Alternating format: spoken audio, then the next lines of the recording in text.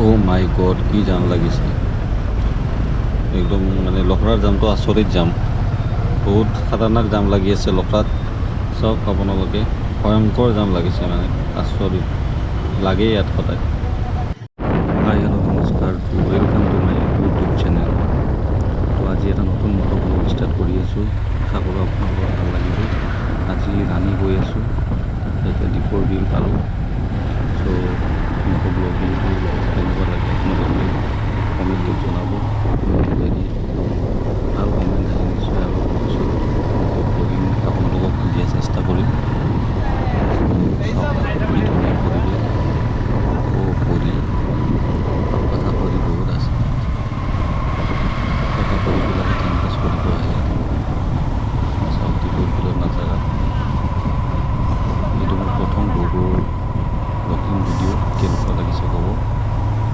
কমেণ্টত জনাব নিশ্চয় যদি ভাল লাগে ভিউবিলাক কেনেকুৱা আহি আছে চাওক ৰেলগেট পৰিছে চাগে ৰেলগেট পৰিছে গুচি গ'লোঁ